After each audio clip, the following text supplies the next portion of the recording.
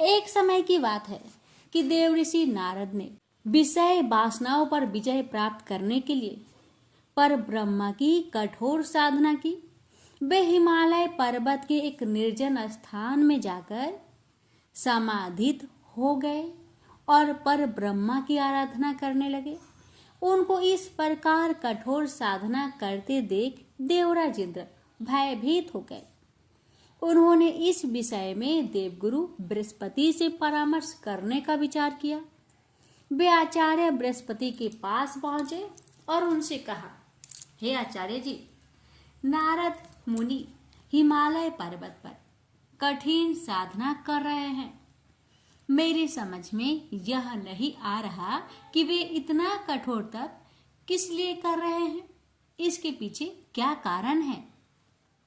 देवगुरु बृहस्पति बोले, हे इंद्र, संभव है नारद के मन में तुम्हारे सिंहासन को प्राप्त करने की लालसा पैदा हो गई हो।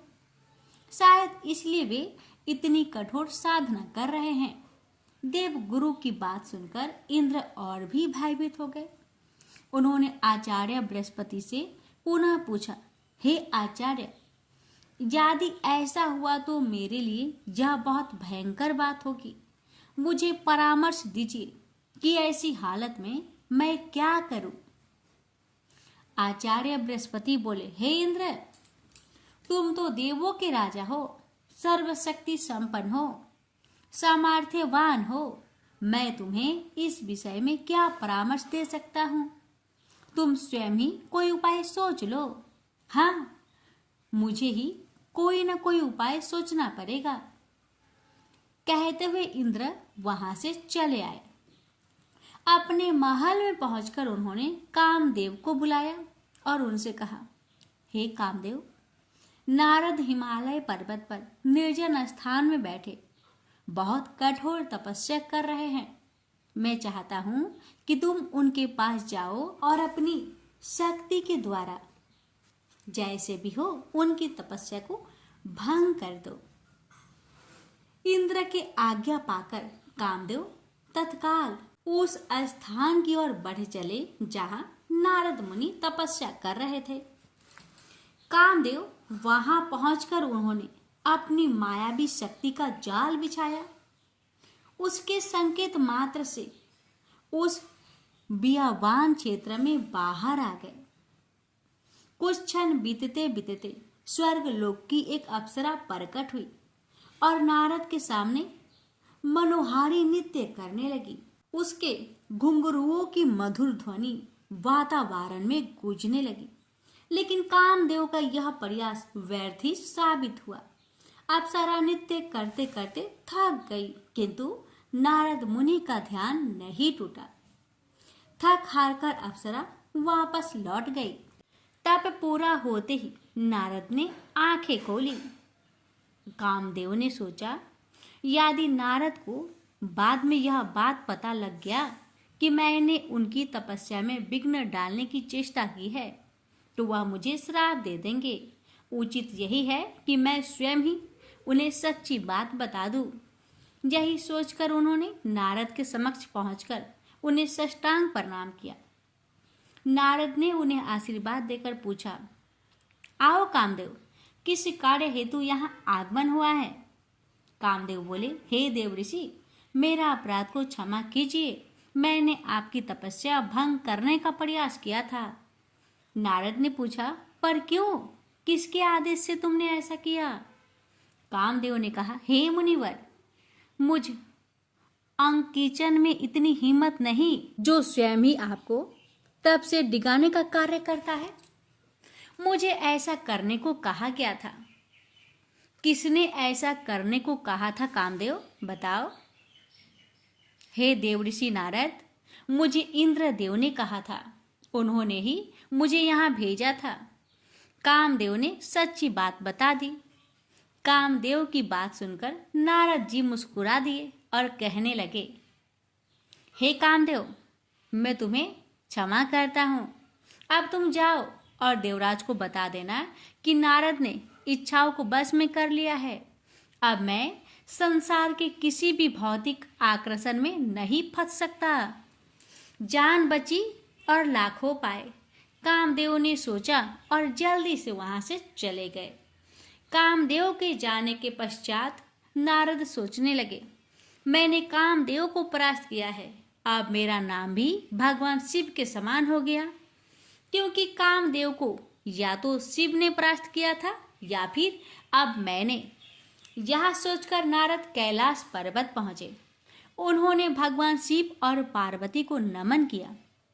भगवान शिव ने नारद के चेहरे पर झलकती प्रसन्नता की चमक देखी तो उन्होंने पूछा, क्या बात है नारद, आज आप बहुत प्रसन्न दिखाई दे रहे हैं, कोई बात है?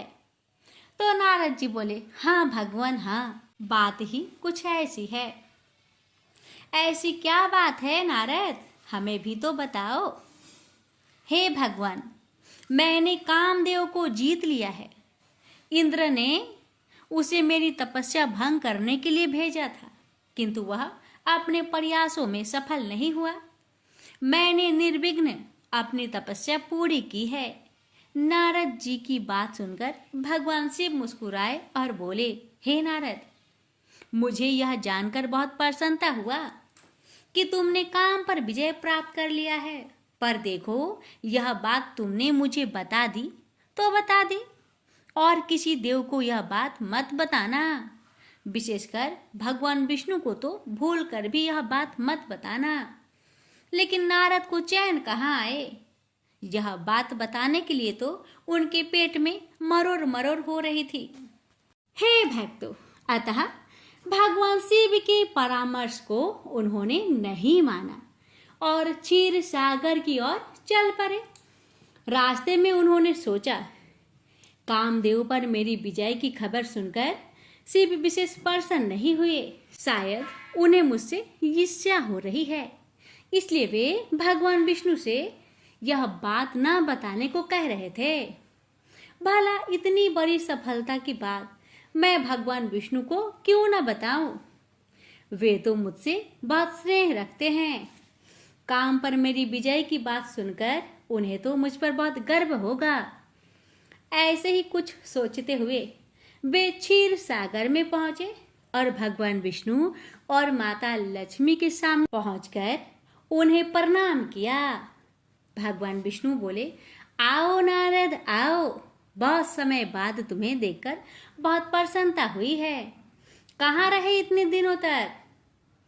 भगवान, मैं तपस्या कर रहा था और आपको जानकर हर्ष होगा कि मेरी तपस्या पूर्ण हो गई। यद्यपि देवराज इंद्र ने कामदेव द्वारा मेरी तपस्या भंग करने की कोशिश की, किंतु कामदेव को भी मुझसे हार माननी पड़ी। अच्छा, क्या सचमुच? भगवान विष्णु ने कृत्रिम आश्चर्य व्यक्त की। हाँ प्रभु, हाँ, मैंने भी कामदेव पर विजय प्राप्त कर ली है। अब अकेले शिव ही नहीं है, कामदेव को जीतने वाले आपका यह भक्त भी सारे सांसारिक प्रलोभन से परे हो गया है। भगवान विष्णु समझ गए कि नारद के मन में अभिमान पैदा हो गया, किंतु परकट वे बोले, यह तो बहुत अच्छी बात है नारद, फिर भी तुम सदा सावधान रहना, कौन जाने कब क्या घटित हो जाए। फिर भगवान विष्णु से विदा लेकर नारद लौट पड़े। उनके मन में उत्साह के बजाय कुछ विक्षोभ सा था। उन्होंने सोचा, मेरी सफलता पर भगवान विष्णु भी बहुत प्रसन्न नहीं हुए। मैं कोई दुर्लभ व्यक्ति थोड़े ना हूं, फिर वे क्यों मुझे सावधान रहने की सीख दे रहे थे? निगाहें नीचे बने एक भव्य नगर पर जाकर टिक गई। अरे वाह, ये तो बड़ा सुंदर नगर लगता है। ऐसा नगर तो मैंने पहले कभी नहीं देखा। इसमें चलकर देखना चाहिए। यही सोचकर नारद नीचे उतरे और वहां के राजमार्ग पर जाते हुए एक व्यक्ति से पूछा, सुनो भाई, इस विशाल और सुंदर नगर का राजा कौन है? वो व्यक्ति बोला, आश्चर्य है, आप यहाँ के राजा को नहीं जानते। यहाँ के राजा का नाम है शीलनिधि। आप उनसे मिलना चाहते हैं तो उनके महल में चले जाइए।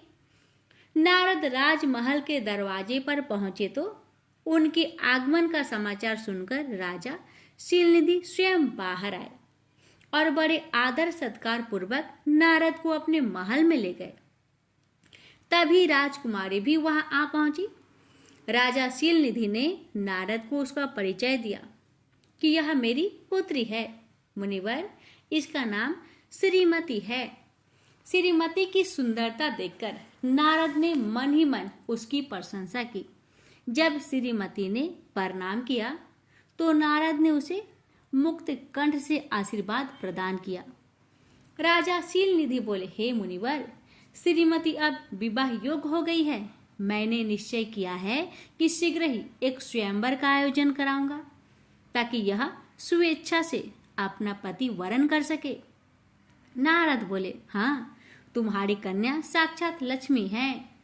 कोई भी हरि जैसा गौरवशाली व्यक्ति जिसे पत्नी रूप में पाकर धन्य हो सकता है। राजा शीलनिधि बोले, आपके कथन से मेरा उत्साह बढ़ा है मुनिवर। अब तो शीघ्र ही इसके स्वयंवर का आयोजन करूंगा। नारद ने मन ही मन सोचा, इस राजकन्या का विवाह यदि मेरे साथ हो जाए तो कितना अच्छा रहे। इसे पत्नी रूप में पाकर मैं तो जैसे धन्य ही हो जाऊंगा। अगर यह मुझे प्राप्त हो जाए तो मैं पूरे ब्रह्मांड में स्वयं को सबसे भाग्यशाली पुरुष समझूंगा। पर मैं इसे प्राप्त कैसे करूं? राजा शीलनिधि का आतिथ्य सत्कार स्वीकार कर नारद उस नगर से बाहर गए और उन्होंने एक स्थान पर खड़े होकर भगवान विष्णु का स्मरण किया। अपने प्यारे भक्त की पुकार सुनकर भगवान विष्णु प्रकट हुए और बोले, हे नारद, क्या बात है, मुझे याद क्यों किया? नारद मुनि बोले, हे भगवान, मुझे हरि जैसा सुंदर मुख चाहिए। आप कृपा करके मुख हरि जैसा कर दीजिए। भगवान विष्णु ने तथास्तु कहा और वहां से अंतर्ध्यान हो गए। बस यही नारद से एक चूक हो गई। वरदान मांगते समय वे यह भूल गए कि हरि का एक अर्थ बानर भी होता है। भगवान विष्णु ने नारद का मुख बंदर जैसा बना दिया और क्योंकि नारद के पास उस समय अपना रूप देखने के लिए कोई उपकरण भी नहीं था, अतः वे अपना मुख नहीं देख सके। जिस समय नारद स्वयंवर स्थल में पहुंचे वहां अनेक देशों के राजा एवं राजकुमार उपस्थित थे। नारद मुनि बड़े ही विश्वास के साथ यह सोचते हुए कि अब तो वरमाला मेरे गले में ही पड़ेगी, जाकर एक आसन पर विराजमान हो गए। नारद को देखकर वहां उपस्थित राजा लोग मंद मंद मुस्कुराने लगे। उनमें से एक राजा बोला, अरे जरा इस मनुष्य का मुख तो देखो, इसका शरीर तो मनुष्य जैसा है और मुख बंदर का। दूसरा बोला, यह शायद अपने आप को बहुत सुंदर समझता है, तभी तो राजकुमारी के स्वयंवर में उसके द्वारा स्वयं का चयन किए जाने की आशा से यहाँ आया है। उस व्यक्ति की बात सुनकर सभी ठहाके मार के हंस पड़े। तभी राजकुमारी श्रीमती वरमाला लिए स्वयंवर स्थल में पधारी। उसे देखकर उपस्थित राजा हास परिहास करना भूल गए और सब सावधान मुद्रा में बैठ गए। सबको आशा थी कि राजकुमारी उनके गले में ही वरमाला डालेगी। विशेषकर नारद के मन में तो किसी प्रकार की कोई शंका ही नहीं थी। भला जिसके पास भगवान विष्णु जैसा सुंदर मुखरा हो, उसे कौन सी सुंदरी अस्वीकार करती। राजकुमारी वरमाला लिए जैसे ही नारद के समीप पहुंची, नारद ने अपनी गर्दन आगे करके मुस्कुरा कर कहा, हे देवी, एक दृष्टि इधर भी देख लो, मैं भी तुमसे परिणय करने का आकांक्षी हूं। नारद की बात सुनकर राजकुमारी हंस पड़ी और बोली, तनिक अपने मुख को तो भी दर्पण में निहार लो बानर। यह कहकर उसने एक व्यंग भरी दृष्टि नारद पर डाली और उपेक्षा से उनकी ओर देखकर अपना मुख दूसरी ओर मोड़ लिया। राजकुमारी श्रीमती ने स्वयंवर स्थल में 2-3 चक्कर लगाए और फिर वरमाला हाथ में लिए एक और उदास भाव से खड़ी हो गई। तभी भगवान विष्णु ने स्वयंवर स्थल में प्रवेश किया, जिन्हें देखकर राजकुमारी का चेहरा खिल उठा। वह तेजी से आगे बढ़ी और वरमाला विष्णु के गले में डाल दी। नारद ने जब यह दृश्य देखा तो वे ईर्ष्या से जल उठे। वे विष्णु के पास पहुंचे और क्रोध भरे स्वर में बोले, हे भगवान, आपने मेरे साथ छल क्यों किया? मैंने आपसे आपके जैसा सुंदर मुख मांगा था और आपने मुझे बानर का मुख दे दिया। ऐसा धोखा मेरे साथ आपने क्यों किया? भगवान, यदि आपको स्वयं ही इस राजकुमारी से विवाह करना था तो मुझे पहले ही बता देते, मैं स्वयं ही इस प्रतियोगिता से बाहर हो जाता। अब श्री हरि ने नारद से कहा, हे नारद, मैंने तुम्हारे साथ किसी प्रकार का कोई छल नहीं किया। तुमने मुझसे हरि का मुख मांगा था, सो मैंने तुम्हें दे दिया। तुम तो संस्कृत के प्रकांड पंडित हो, फिर यह क्यों नहीं समझ सके कि हरि का अर्थ बानर भी होता है? अपनी गलती महसूस कर नारद के क्रोध में कुछ कमी आई। उन्होंने पूछा, अब क्या मेरा मुख जीवन भर इसी प्रकार का बना रहेगा भगवान? भगवान विष्णु बोले, नहीं, बस तुम थोड़ी देर के लिए अपनी आंखें बंद कर लो। नारद ने अपनी आंखें बंद कर ली। भगवान विष्णु पुनः बोले, अब अपनी आंखें खोलो और देखो कि सच क्या है। नारद ने अपनी आंखें खोली, इधर उधर दृष्टि घुमाई। अब वहां न राजा शीलनिधि था, न उसका कोई महल, न स्वयंवर, और न स्वयंवर में भाग लेने वाले आए प्रतियोगी। वे एक निर्जन स्थान पर खड़े थे और उनके सामने खड़े थे श्री हरि विष्णु और माता लक्ष्मी। उन्हें इस प्रकार चारों ओर भौचक्के भाव से निहारते देख भगवान विष्णु ने कहा, नारद, यह सब मेरी माया थी। तुम्हारे मन में घमंड पैदा हो गया था कि तुमने काम पर विजय प्राप्त कर ली है और तुम अब भगवान शिव के समकक्ष हो गए हो। तुम्हारे इसी अहंकार भाव को समाप्त करने के लिए मुझे यह माया रचनी पड़ी। और हाँ, जिसे तुम राजकुमारी श्रीमती समझे थे और जिससे विवाह करने को आतुर हो रहे थे, जानते हो वह कौन थी? कौन थी? नारद के मुंह से बरबसी निकल पड़ा, लक्ष्मी, मेरी चिरसंगनी।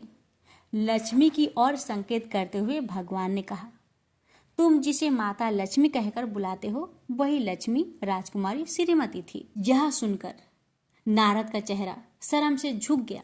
उन्होंने श्री हरि से कहा, हे प्रभु, आपने मुझ पर बड़ा उपकार किया, जो समय रहते ही मेरी आंखें खोल दी। मैं सचमुच पतन के गर्त में गिरने के लिए जा रहा था, किंतु आपने कृपा करके मुझे उबार लिया।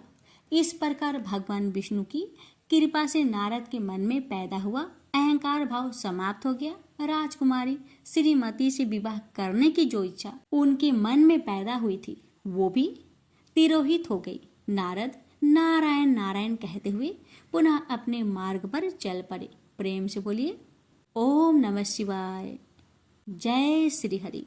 एक बार भगवान शिव को प्रसन्न करने के लिए मृक्कंडु मुनि ने कठोर तपस्या की। उनकी तपस्या से प्रसन्न होकर भगवान शिव ने उन्हें दर्शन दिए। मृक्कंडु ने उनसे विनती की, हे प्रभु, मुझे पुत्र प्रदान करें। शिव ने पूछा, कैसा पुत्र चाहिए भक्त? ऐसा कि जिसकी आयु तो लंबी हो किंतु गुण कोई न हो, अथवा जो बुद्धिमान हो, गुणी हो, किंतु जिसकी आयु मात्र 16 वर्ष की हो। मुनि ने कहा, भगवान, मुझे गुणवान पुत्र चाहिए। शिव ने कहा, तथास्तु। यह वरदान देकर शिव अंतर्ध्यान हो गए। समय आने पर मृक्कंडु की पत्नी रुदती ने पुत्र को जन्म दिया। अनेक ऋषि मुनियों ने आकर प्रसन्नता जताई और बच्चे को आशीर्वाद दिया। ऋषि मुनियों की उपस्थिति में ही मृक्कंडु दंपति ने बालक का नाम रखा मार्कंडेय। बालक मार्कंडेय बहुत मेधावी निकला। 16 वर्ष की आयु से पहले ही उसने वेदों को जान ज्ञान प्राप्त कर लिया। उसके आचार्यगण उसकी प्रशंसा करते न थकते। वे कहते, मृक्कंडु, बहुत भाग्यशाली हो तुम, जो ऐसा होनहार बेटा मिला। लेकिन मार्कंडेय के भाग्य को लेकर उसकी माता बहुत चिंतित रहती। मृकंडू जब उसे समझाते तो वह रोती हुई कहती, स्वामी, मैं भूल नहीं पाती कि शीघ्र ही हमारा बेटा हमसे हमेशा के लिए दूर हो जाएगा। एक दिन की बात है कि कुमार मार्कंडेय पूजा के लिए फूल लेने वाटिका में गया हुआ था। लौटा तो उसने अपनी माता को रोते हुए देखा। समीप ही उदास भाव में उनके पिता बैठे हुए थे। माता को रोते हुए देख उसने पूछा, माँ, तुम रो क्यों रही हो? माँ कुछ न बोली, बस धीरे धीरे सिसकियां भरती रही।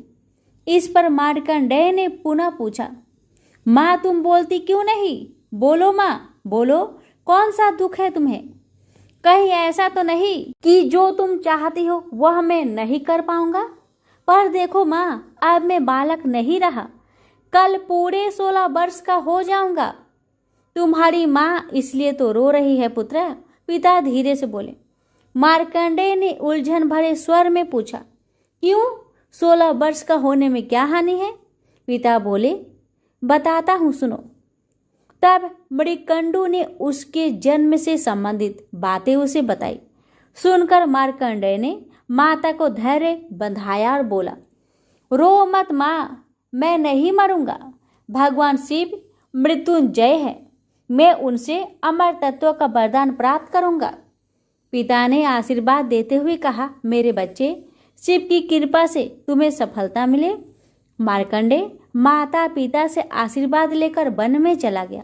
जाते समय माता ने शिव से प्रार्थना की, हे सदाशिव मृत्युंजय, मेरा पुत्र आपके आश्रय में है, देव इसकी रक्षा करना।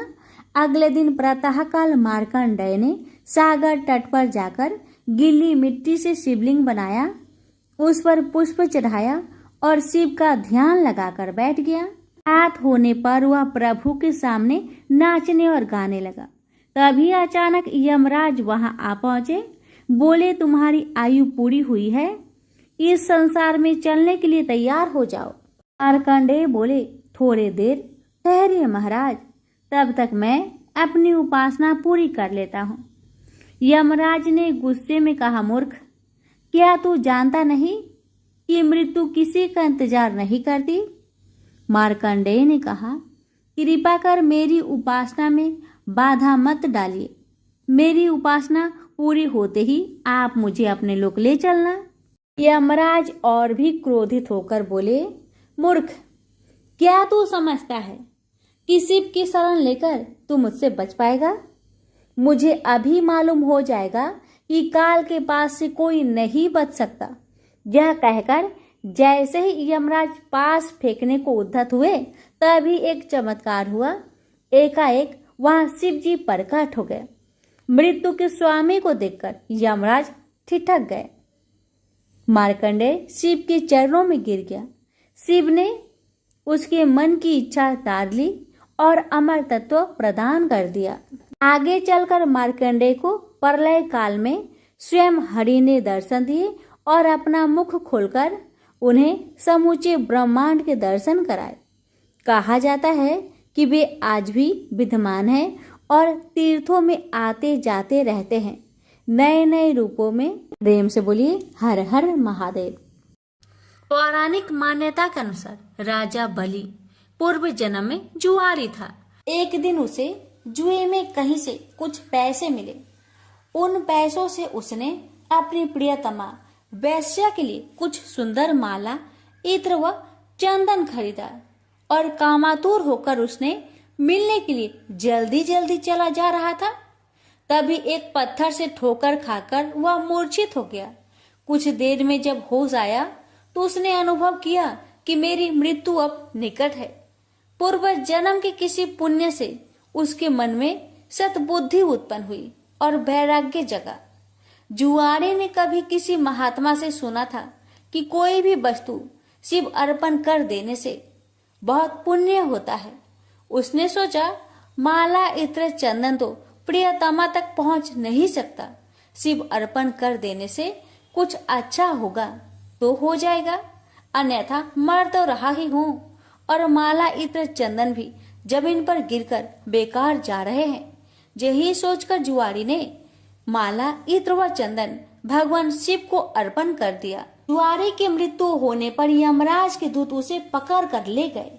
यमराज ने चित्रगुप्त से कहा, इसका बही खाता देखो। चित्रगुप्त ने कहा, यह तो जन्म जन्मांतर का पाप ही है। बस अभी अभी थोड़ी देर पहले जुए में जीते पैसे से इसने वैश्य के लिए माला, इत्र व चंदन खरीदा था। जब ठोकर खाकर गिरा तो इसने मृत्यु के निकट देखी और सोचा कि माला आदि चीजें बेकार जा रही है, तो उसे शिव अर्पण कर दिया। यह कोई भगवान को माला अर्पण करने वाला तो था ही नहीं, न ही इसने भगवान के लिए माला खरीदी थी। बस यही इसका पुण्य है। यमराज ने कहा, यह तो इसका पुण्य ही माना जाएगा। यमराज ने जुआरी से पूछा, पहले तुम पुण्य का फल भोगे हो या पाप का? जुआरी ने कहा, मैं तो जन्म जन्मांतर का पापी हूँ। पाप का फल भोगने में पता नहीं कितना समय लगे, इसलिए मैं पहले पुण्य का फल भोगना चाहता हूँ। भगवान शंकर की कृपा से जुआरी बन गया इंद्र। यमराज ने कहा, शिव अर्पण के पुण्य से तुम 3 घड़ी के लिए इंद्र लोक के मालिक बन गए हो। भगवान शिव के बिना भक्ति की आराधना से जमीन में गिरी हुई गंध पुष्प से एक महापातक को कितना बड़ा फल मिला। जो लोग श्रद्धा और भक्ति के साथ भगवान शिव को गंध पुष्प व जल अर्पण करते हैं, उनकी आराधना करते हैं, तो उन्हें सहज मुक्ति मिलती है। उसी समय देवगुरु बृहस्पति आए और जुआरी को ऐरावत हाथी की पीठ पर बैठाकर इंद्र लोक ले गए। जुआरी जब इंद्र आसन पर बैठा, अप्सराएं नृत्य करने लगी, गंधर्व गान करने लगे। उन गंधर्वों में नारद जी भी थे। यह देखकर उन्हें हंसी आ गई। जुआरी ने कहा, इंद्र के दरबार में वे आदमी, बताओ क्यों हंसते हो? नारद जी ने कहा, जुआरी, तू जीवन प्रयत्न जुआ खेलता रहा। तूने यही सोचा कि शिव अर्पण करने से कुछ होता होगा तो हो जाएगा, न होगा तो मर तो ही रहा हूँ, और माला, इत्र आदि भी बेकार ही जा रहे हैं। आज इसका परिणाम यह हुआ कि तुम 3 घड़ी के लिए ही सही इंद्रलोक के स्वामी बन गए, इसलिए मुझे हंसी आ रही है। नारद जी की बात सुनकर जुआरी के ज्ञान चक्षु खुल गए। ज्ञान की चिंगारी जब पाप के ईंधन पर गिरती है तो पाप जलते हैं। जुआरी सिंहासन से उतरा और नारद जी से कहा, गुरुदेव, अब भगवान शंकर के अलावा कोई शरण नहीं है। हम सारे इंद्र आसन पर ही तुलसी रख देते हैं। शिव के समान देव नहीं, शिव के समान गति नहीं, शिव के समान दाता नहीं है, शिव के समान योद्धा नहीं है। इतना कहकर जुआरी ने स्वर्ग की निधियों का ऋषियों को दान करना शुरू कर दिया। उसने ऐरावत हाथी, अगस्त्य जी को उच्च श्रवा नाम का घोड़ा, विश्वामित्र को कामधेनु गाय, महर्षि वशिष्ठ को चिंतामणि रत्न, गालवल जी को और कल्प वृक्ष कौंडिन्य मुनि को दे दिया। भगवान शंकर को प्रसन्न करने के लिए जुआरी ने कुछ ही देर में सारा इंद्रलोक दान कर दिया। तभी 3 घड़ी बीत गई। वह फिर यमलोक पहुंचाया गया। जब इंद्र वापस आए तो अमरावती ऐश्वर्य शून्य थी। इंद्र स्वर्ग के सारे ऐश्वर्य, ऐरावत हाथी, कामधेनु, परिजात पुष्प आदि को न देखकर क्रोधित हो गए और पूछने लगे, ये सब कहाँ चले गए? तब देवगुरु बृहस्पति बोले, सब कुछ जुआरी ने दान दे डाला। बड़ी भारी सत्ता मिलने पर जो परमार्थ में न पड़कर सत्कर्म में लगे रहते हैं, वे ही धन्य हैं। वे ही भगवान शंकर के प्रिय भक्त है। इंद्र स्वर्ग की निधियों को वापस लाने में, अपने कार्य को सिद्ध करने के लिए देवगुरु बृहस्पति को लेकर यमराज के पास समयनीपुरी पहुंचे और जुआरी की शिकायत करने लगे। यमराज ने जुआरी से अपना पक्ष रखने को कहा। जुआरी ने कहा, हमको जो करना था हमने कर लिया, अब आपको जो करना हो वह आप कर लो। यमराज ने इंद्र से कहा, आप बूढ़े हो गए हैं, किंतु अभी तक आपके राज्य से संबंधित आसक्ति दूर नहीं हुई है। जुआरी का पुण्य आपके 100 यज्ञों से ही कहीं महान है। जाइए ऋषियों के चरणों में पड़कर या धन देकर अपने रत्न लौटा लीजिए। यमराज ने जुआरी से कहा, दान का पुण्य भूलोक में ही होता है, स्वर्ग में दान नहीं करना चाहिए, इसलिए तुझे नरक की यातना भोगनी ही होगी। तब चित्रगुप्त ने यमराज से कहा, इसने भगवान शिव के नाम पर ऐसे उत्तम ऋषियों को इतनी बहुमूल्य वस्तुएं दी है, तब इसे नरक की यातना क्यों भोगनी पड़ेगी? शिव के नाम पर स्वर्गलोक, मृत्युलोक या कहीं पर भी कुछ दिया जाए तो उसका अच्छा फल मिलता है। इसके जितने भी पाप थे वे सब भगवान शिव के प्रसाद से भस्म होकर पुण्य में परिणित हो गए हैं। यमराज सोचने लगे, अब ये जुआरी नरक नहीं जाएगा, अब तो यह इंद्र ही होगा, क्योंकि इस बार तो इसने विधिवत पूरा इंद्र लोक ही दान कर दिया है। उसी पुण्य के प्रभाव से वही जुआरी अगले जन्म में महान भक्त प्रहलाद का पुत्र राजा बलि हुआ।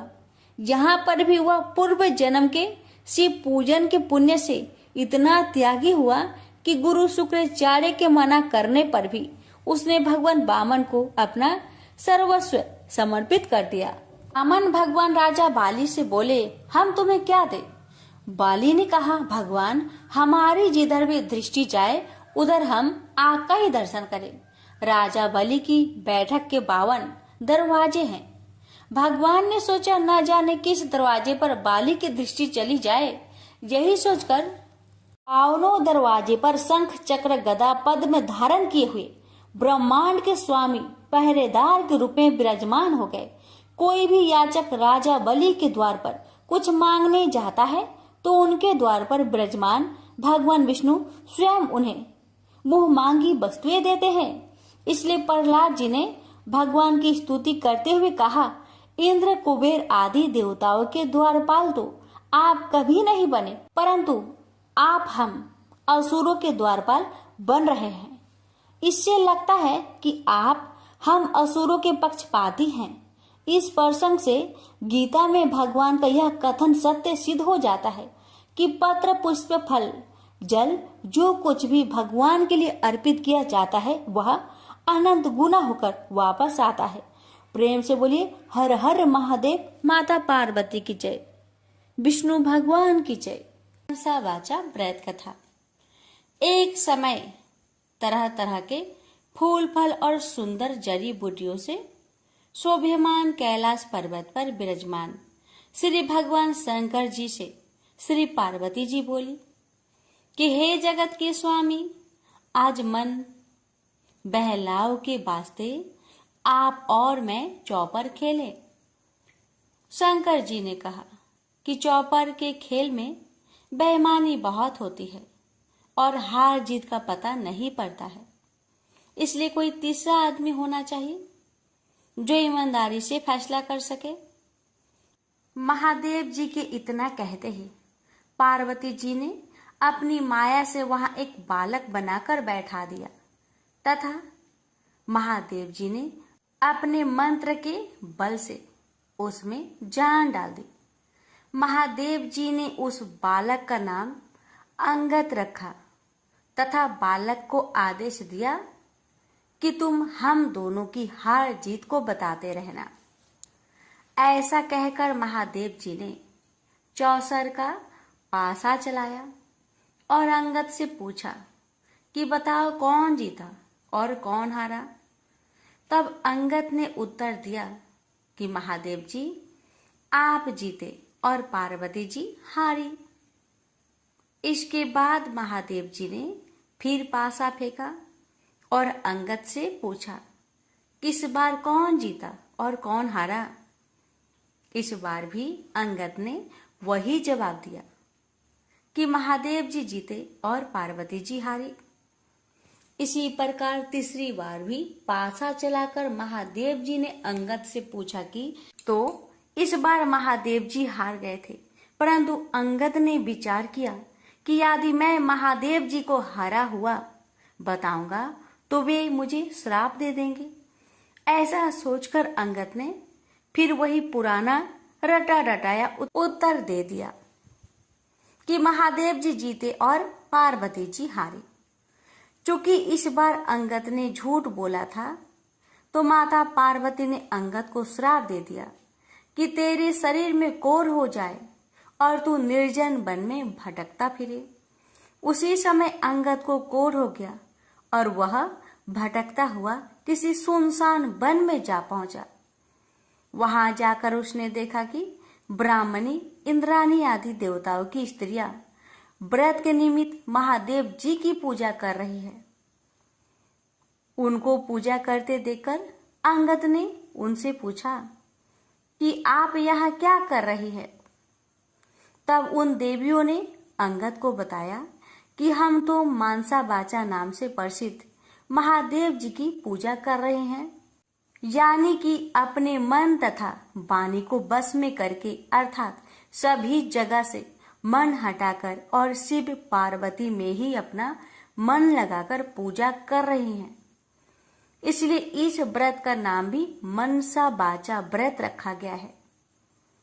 इसके पश्चात उस बालक अंगद ने पूछा कि इस व्रत के करने से क्या फल होता है। अब उन देवियों ने उत्तर दिया कि इस व्रत को करने से सारी मनोकामनाएं पूर्ण हो जाती है। तब अंगद ने कहा कि मैं भी इस व्रत को करना चाहता हूं, यदि आप इसकी विधि मुझे बता सके तो आपकी बड़ी कृपा होगी। तब उन देवियों ने अंगद को चावल तथा सुपारी देकर व्रत करने की पूरी विधि विधान बताया कि इस व्रत को श्रावण मास के पहले सोमवार से करना चाहिए। उस दिन कंवारी कन्या से 2.5 पूनी सूत कटवाकर उसका डोरा बनाए। उस डोरे की तथा महादेव जी की पूजा जब तक कार्तिक सुदी चौथ नहीं आए तब तक प्रति सोमवार को करते रहना चाहिए। साथ ही व्रत भी रखना चाहिए। जब कार्तिक सुदी चौथ आए तो उस दिन उद्यापन करना चाहिए। उद्यापन में 1.25 सेर घी, 1.25 सेर गुड़ तथा 4.25 सेर आटा लेकर चूरमा बनाए। इस चूरमे के लड्डू बनाकर उसके 4 समान भाग कर ले। इनमें से एक भाग महादेव जी के चढ़ाए, एक भाग किसी ब्राह्मण या नाथ को दे, एक भाग गाय को दे तथा बाकी बचे भाग स्वयं को भोजन करे। इस व्रत का उद्यापन कोई भी करे, वह चाहे राजा हो या रंक, सबको इतना ही सामान लेना चाहिए। यदि व्रत करने वाला मनुष्य या स्त्री चौथे भाग को पूरा ना खा सके तो पहले से ही उसमें से निकालकर किसी को दे दे। जिस प्रकार की अनंत भगवान का डोरा पहना जाता है, उसी प्रकार जो डोरा बनाया था उसे स्वयं धारण कर ले और उद्यापन के पश्चात उस डोरे को जल में पधरा दे। इस प्रकार अंगद भी प्रति वर्ष मनसा महादेव का व्रत करने लगा। उसके व्रत करते हुए 4 वर्ष हो गए। तब व्रत के प्रभाव से पार्वती जी के हृदय में दया उत्पन्न हुई और उन्होंने महादेव जी से पूछा कि महाराज, जिस बालक को मैंने श्राप दिया था उसका कुछ पता नहीं है कि उसको किसी ने मार तो नहीं दिया। तब तीनों लोगों की सभी बातें प्रत्यक्ष रूप से जानने वाले श्री महादेव जी ने पार्वती जी से कहा कि वह तो जीवित है। इसके पश्चात पार्वती जी ने महादेव जी से कहा, हे नाथ, ऐसा कोई व्रत हो तो बताइए जिससे कि मेरा वह मानसिक पुत्र फिर से मुझे मिल जाए। तब महादेव जी ने कहा कि श्रावण सुदी के पहले सोमवार के दिन कंवारी कन्या से 2.5 पूनी सूत कटवाकर उसका डोरा बनाना और उसे केसर आदि में रंग कर उसमें 4 गांठें देकर सुपारी पर लपेटकर ताम्र पात्र में रखकर उसे शिव रूप मानकर उसकी तथा शिव जी की पूजा करना।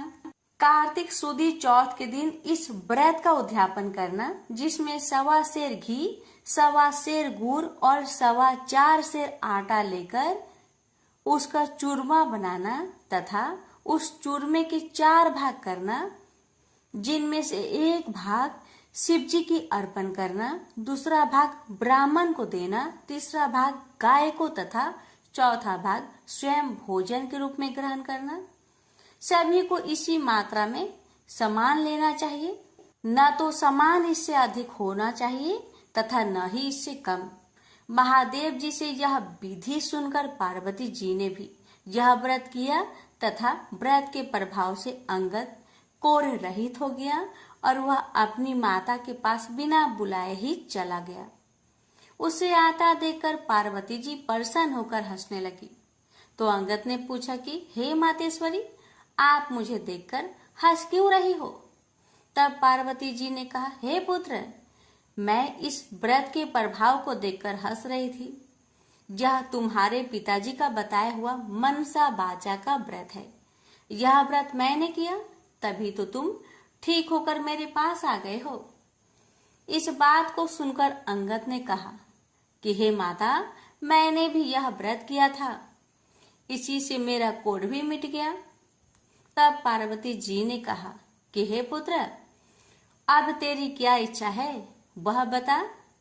तब उस पुत्र ने कहा कि हे जगत जननी माँ, मुझे उज्जैन नगरी का राज्य करने की और वहां की राजकुमारी से ब्याह करने की इच्छा है। पुत्र के इतना कहते ही पार्वती जी ने उससे कहा कि जा, तुझे उज्जैन का राज्य मिल जाएगा, तू फिर से इस मांचा बाचा के व्रत को कर।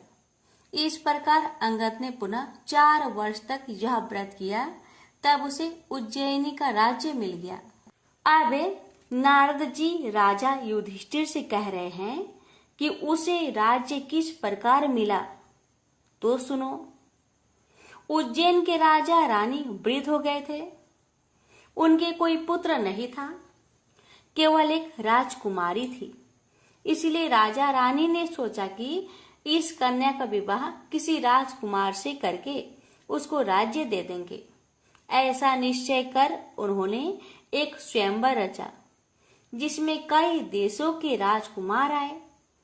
तब वहां के राजा ने एक हथिनी को श्रृंगार करा के पूजा करके हाथ जोड़कर कहा कि हे हथिनी, तुम देव स्वरूपा हो, तुम यह माला लो और जो भी इस राज्य को संभालने में सक्षम हो तथा राजकुमारी के लायक वर हो, उसे यह माला पहना दो। किसी मामूली मनुष्य को यह माला मत पहना देना। पार्वती जी का पुत्र अंगद भी देवलोक से उज्जैन नगरी पहुंचा, तो वह भी स्वयंवर देखने के लिए राजा के वहां चला गया। हथनी ने उसे देखकर उसके ही गले में माला डाल दी।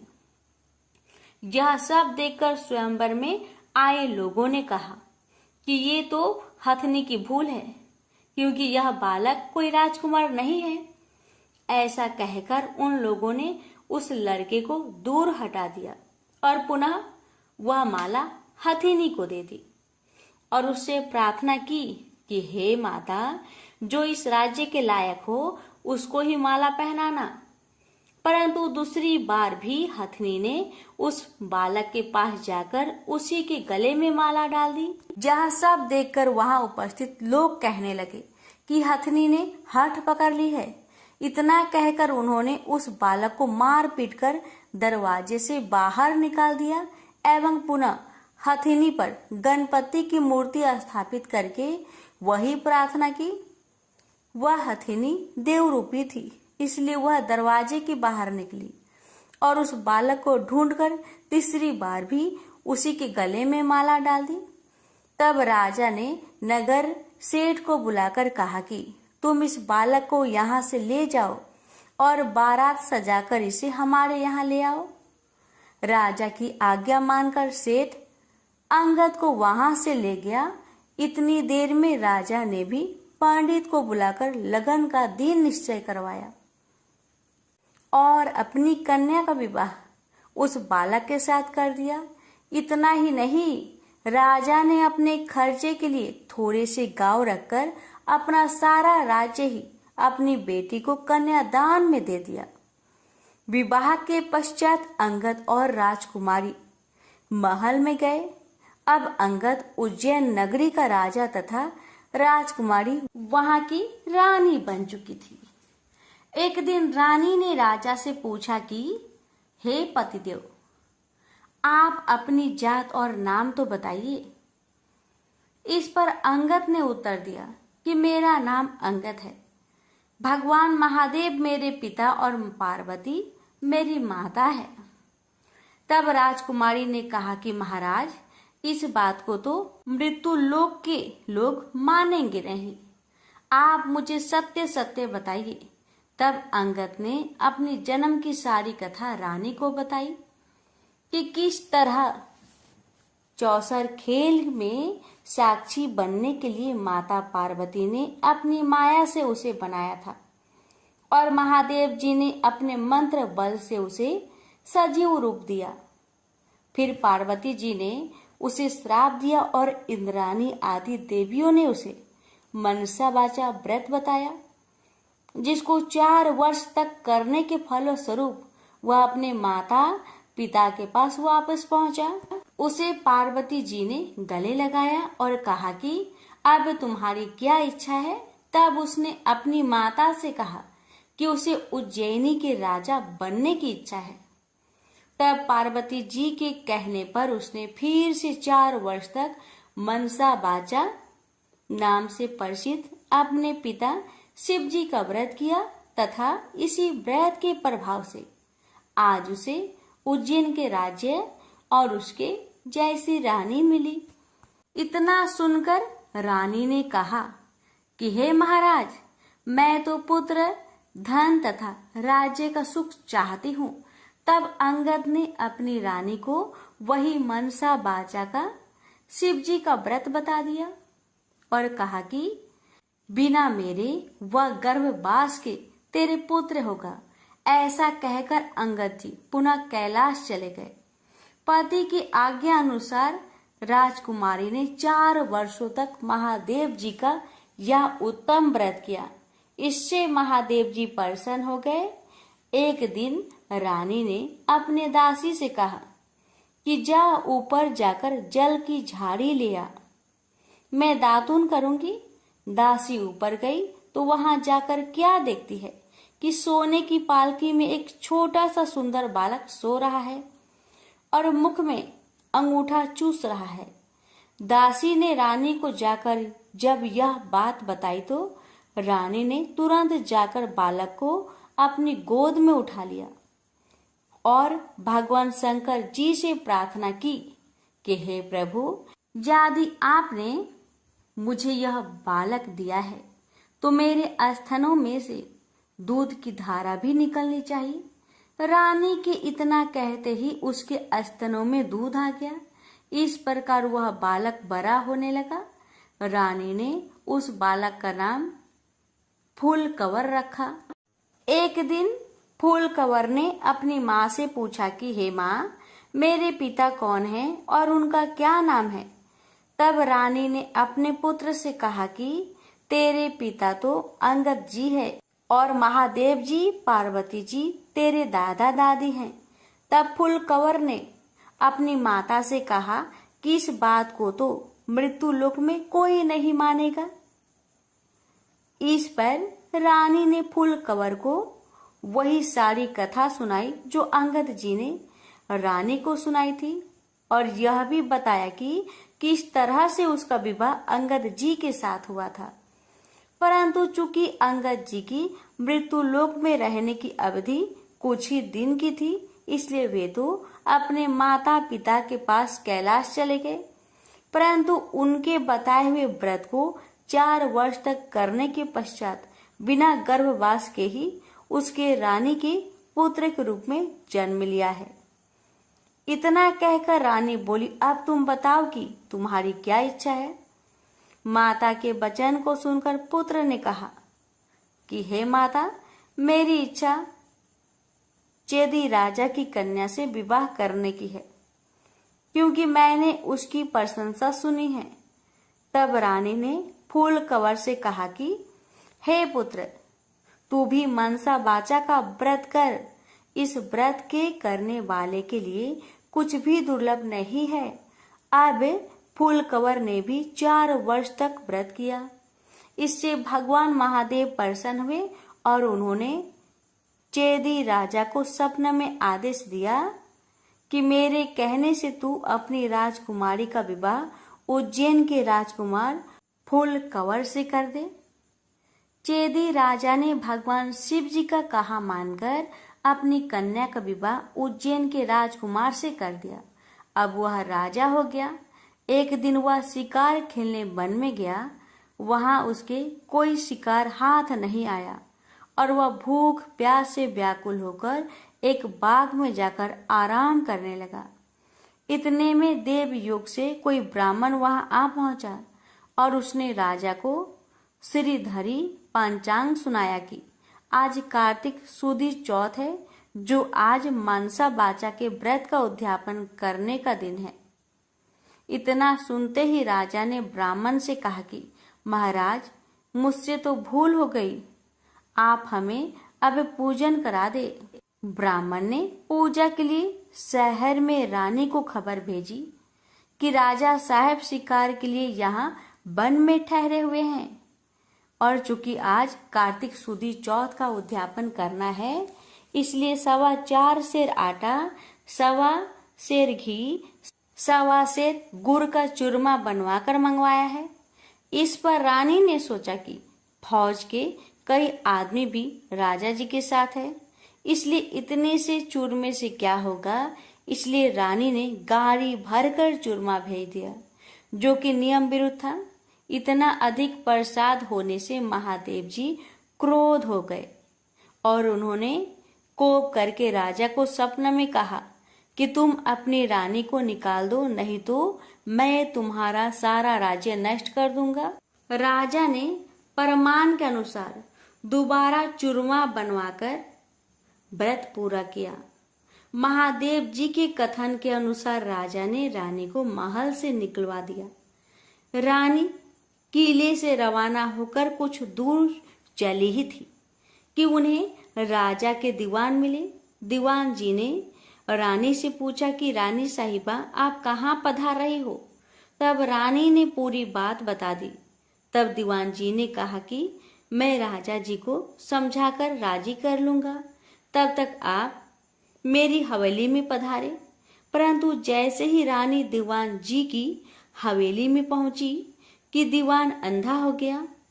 तब दीवान ने हाथ जोड़कर कहा कि रानी जी, आप यहाँ से पधारो। रानी वहां से रवाना होकर आगे बढ़ी तो उन्हें नगर सेठ मिल गया।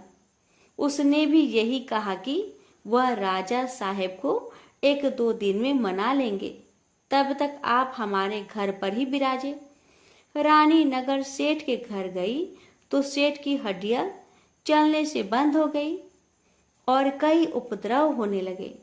अब सेठ ने भी हाथ जोड़कर कहा कि रानी जी, आप यहाँ से पधारे। रानी वहां से आगे गई तो उसे राजा जी का कुम्हार मिला। कुम्हार को रानी पर दया आ गई। वह रानी को अपने घर ले गया, पर जैसे ही कुम्हार के घर पर रानी पहुंची ही कि उसका नियाव फूट गया, जिससे सारे बर्तन फूट गए और कुम्हार भी अंधा हो गया। तब कुम्हार ने भी रानी से उसके घर से निकल जाने की प्रार्थना की। आगे जाने पर एक माली मिला और माली ने रानी से पूछा कि आप कहाँ पधार रही हो। तो रानी ने कहा कि राजा साहेब ने मुझे देश निकाला दिया है। इस पर माली को रानी पर दया आ गई और वह रानी को अपने बाग में ले गया और उसने रानी से कहा कि जब तक राजा जी का क्रोध मिटे तब तक आप यहाँ बाग में ही रहो। परंतु रानी के बाग में जाते ही बाग के सारे पेड़ पौधे सूखकर जलने लगे। कुंवारियों का पानी भी सूखने लगा। इतना ही नहीं, माली को भी कम दिखने लगा। तब माली ने भी रानी से वहां से चले जाने की विनती की।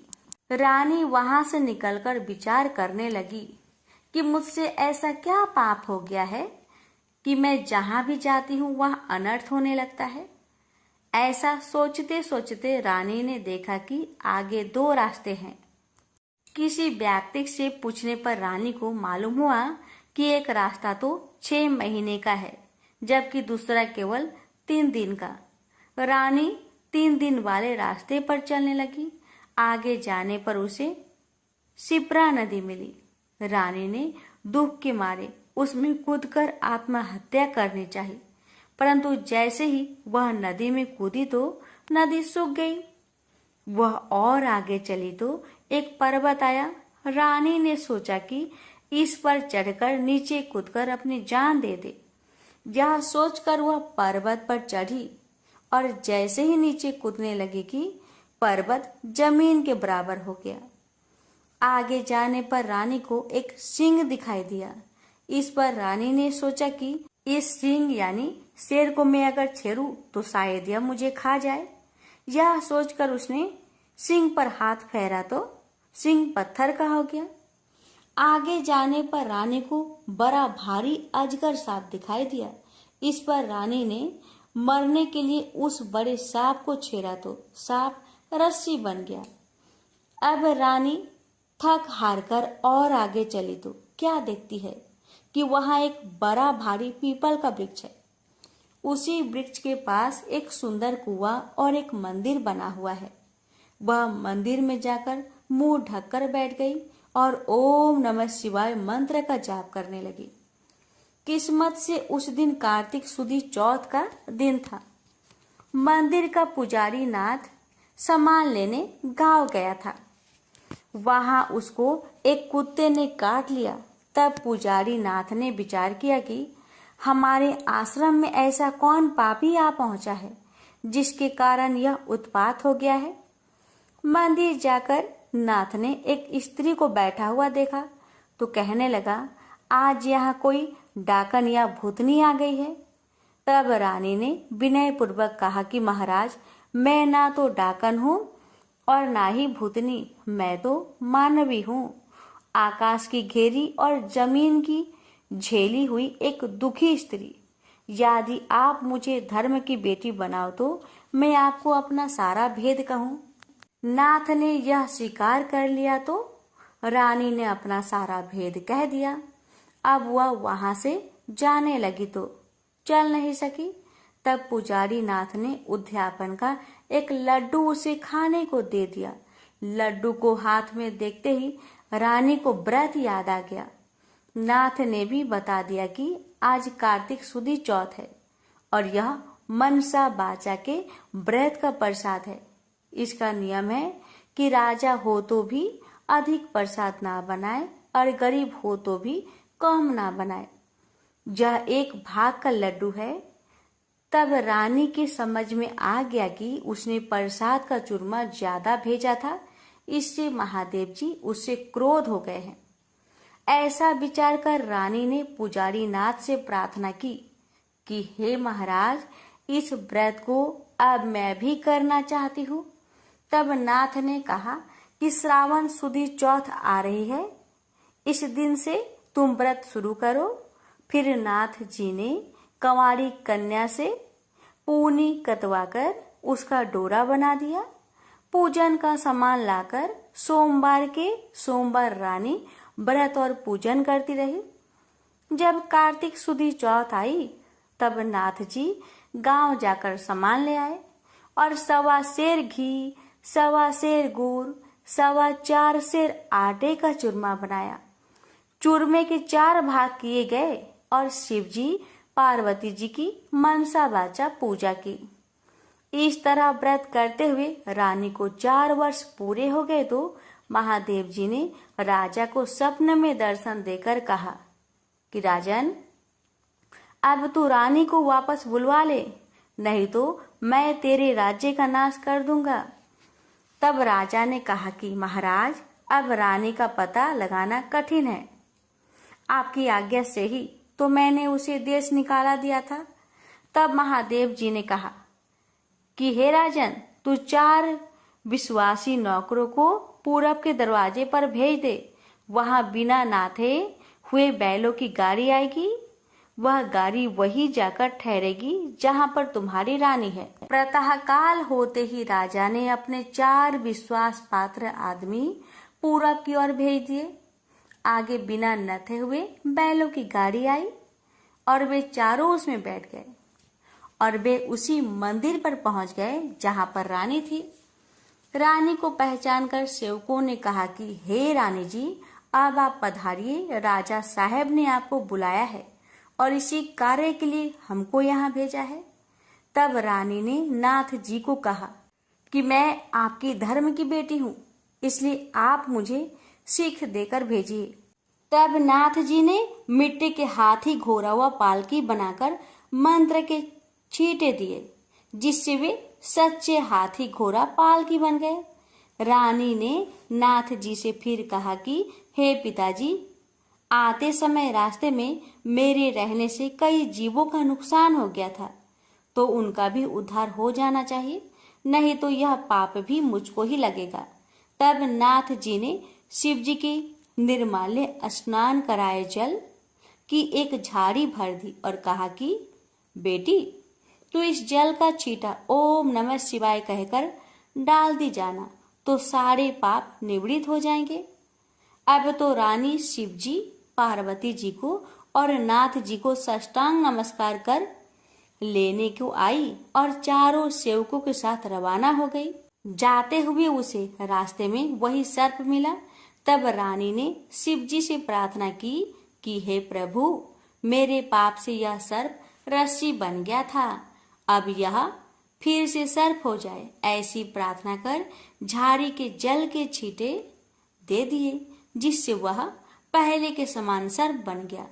आगे उसे वही सिंह मिला जो पत्थर का होकर पड़ा था।